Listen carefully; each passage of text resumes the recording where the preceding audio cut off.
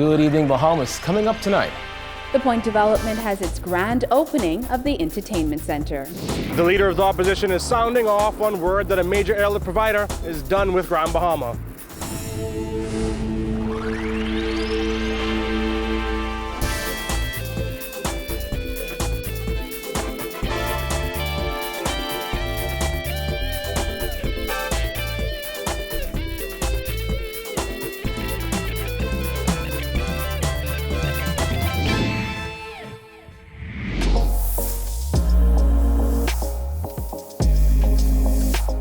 Our News is brought to you by Alive. Welcome to Our News and thanks for joining us. I'm Kyle WALKINE. 2 days after a heated town hall meeting in Eleuthera, the One Eleuthera Foundation got its chance to present its case to the Prime Minister this morning. Our News has obtained a copy of the Foundation's proposal to the Prime Minister for the development of Lighthouse Point in South Eleuthera. In it, the Foundation and those supporting their venture made their case as to why Disney Cruise Line should be turned down for development at that site. The document includes letters to the Prime Minister and a pitch for a lighthouse point. Preliminary estimated development cost for this project is $23 million. The standout portion of the proposal, this letter by One Eleuthera Foundation President U.S., Reverend Lane Glaze. It reads, "This letter is to inform you of our success in raising $6,463,165 in support of the effort to preserve Lighthouse Point and create a sustainable local economy for the people of Eleuthera." Also interested in the project, the Holoesco family. In an expression of interest attached, Mark and Lauren Holoesco wrote, "This proposed development is in line with the government's strategy to spur the growth of the economy through boutique, eco-friendly hotels that use and promote local products. Disney is seeking government approval to develop the property into a $400 million cruise port as it moves to double the number of ships calling on ports in the Bahamas. But environmentalists like those at Re-Earth Bahamas and the Bahamas National Trust have sided with One Eleuthera's proposal to purchase that property. Lighthouse is perhaps the most incredibly beautiful place left in the Bahamas. So let's take a closer look at the proposal shown to the Prime Minister Friday morning. Some of the proposed permanent economic contributions would be 190 full-time jobs, $7.7 million earnings annually, $13 million of economic output annually, and $11.56 million annual GDP increase. In addition, they propose there will be $300,000 in annual NIB payments. Now, the aspects of the development include a Lighthouse Point National Park that covers 800 acres of preserved natural environment, an ecotourism and recreation lodging of 100 units bordering the national park, and a research and educational facility that would include training for scientists. Now, as for the budget, Phase 1 would cost $3 million, Phase 2, $4 million, Phase 3, over $10 million, and Phase 4, $6 million, totaling $23 million. The Foundation plans to have significant portions of the Sustainable Development Plan for Lighthouse Point implemented within 3 to 5 years of acquisition. In our shared vision, it outlines it very clearly. We are not against development. We are pro-sustainable development. In fact, we want developers to succeed, and we think we have the local know-how, the experience on the island to help developers to succeed. In other news, opposition leader Philip Davis is demanding an explanation from the MINNIS administration on what prompted Sunwing Airlines to stop all flight services to Grand Bahama as of 2019. Davis says this latest development does not bode well for the government's plan to quickly sell the troubled Grand WALKINE resort. Jared Higgs reports.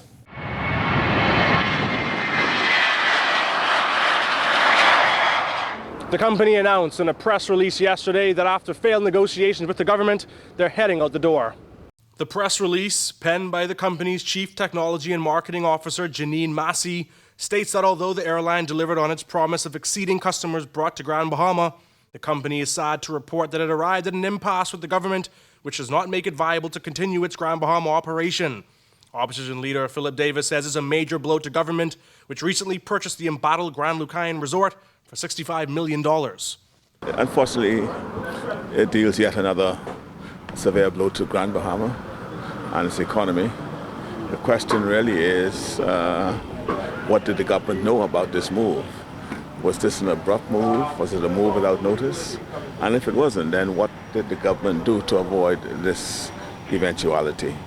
That no doubt will again continue the bleeding of the economy of Grand Bahama. Sunwing's press release also boasts of a successful summer where the company was able to achieve a 90% load factor It says that success led to many of the island's hotels remaining open. And with government hoping for a quick sale of the hotel, Davis says this will make it a much tougher sell. In the aftermath of their purchase of the WALKINE Beach Hotel, what does it do to any potential buyer of that hotel? And so I think they need to explain to the Bahamian public, at least the Bahamian public deserves a response from the government as to what this means and how did we get to this point. Because it appears from the press release that there's some issue with the government. Because I think the press release speaks to an impasse with government, and the government, I think, needs to respond. Sunwing Travel Group says it invested tens of millions of its own money to revive Grand Bahama. It says now the island's tourism product is heading backwards to its lowest levels in decades. As I indicated in my contribution to the resolution for the borrowing of the balance to guarantee the loan for the purchase, is that in itself was not sufficient. You know, there are so many other fundamental issues that had to be fixed to ensure the success of the property. And just buying the property alone is not the answer or the panacea for the recovery of Grand Bahama. They need to put some monies on the ground. Putting monies in the ground doesn't mean putting tens of millions of dollars in one pocket. It means finding ways and means of ensuring that the people of Grand Bahama, the residents of Grand Bahama, are benefiting and are given relief from the suffering that they now have. Sunwing Travel Group operated flight programs from key cities in Canada and the United States. It says its partnership with Grand Bahama Island resulted in the largest increase in arrivals in Grand Bahama's history. Reporting for Our News, I'm Jared Higgs. All right, thanks, Jared. Well, the $200 million Point project topped off its residences and held the grand opening of its entertainment center last night. Jillian Gray was there and has this report.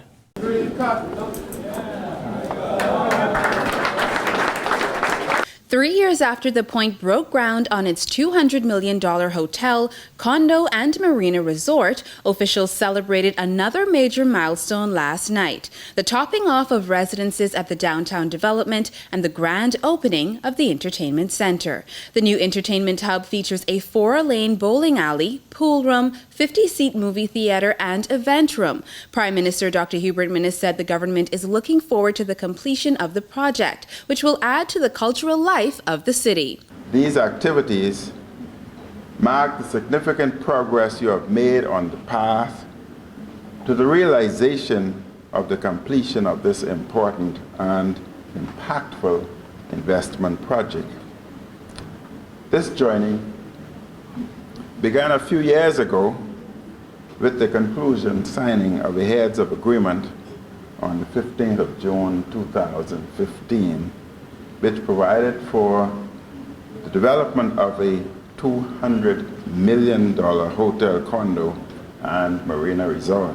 To mark the special occasion, the Point topped off its residences last night with a ceremonial pouring of concrete on the top of the residences project. Officials later toured some of the completed residences and announced partnership with Jimmy Buffett's Margaritaville. The Chinese ambassador praised the relationship between the Bahamas and China, adding that diplomatic relations have been deepened. Once completed, the development is expected to provide hundreds of jobs. Know that the Point project, once complete, will create about 500 jobs for local Bahamian.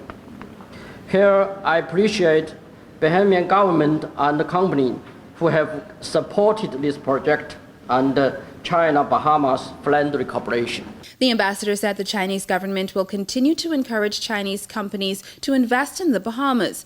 The labor component of the project has been a point of contention for the Bahamian Contractors Association, which has raised concerns over the number of foreign workers on the site. Labor Director John Pinder says government must address this issue going forward. I believe it's more important even for unions to be around the table if an investor is coming into an environment that they represent. I believe if we are able to accomplish that, then maybe a lot of these problems that happens after the fact can be prevented. He added that the concessions government gives to investors should be used as an incentive to ensure Bahamians benefit. We have to now do as best we can to ensure that they live up to those agreements.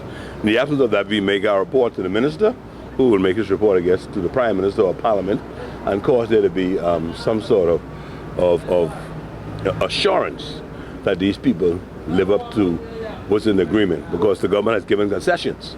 So the one tool that the government has that they can negotiate with, or to ensure that large investors who sign these heads of agreement comply, is the fact that they offer concessions. Now it's said that the point development will be the catalyst for the future revitalization of downtown Nassau. It's expected to be completed in 2020. Reporting for our News, I'm Jillian Gray.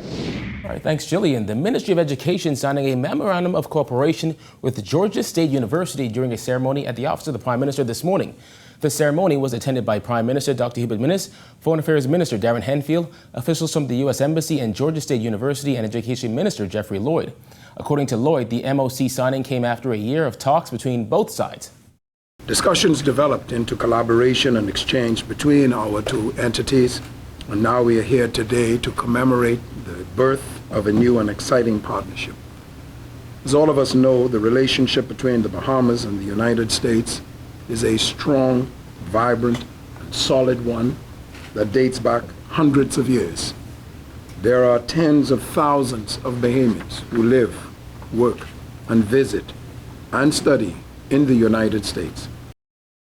Lloyd explained that the MOC will cover 5 areas of collaboration that included GSU hosting OAS scholarship students, co-curricular expansion on undergrad and graduate programs, and matching scholarships in the form of out-of-state tuition waivers. Georgia State Associate Provost of International Initiatives, Dr. WOLFGANG SCHLOER, says the university is happy to partner with the Bahamian government. This agreement opens up a new chapter in our relationship.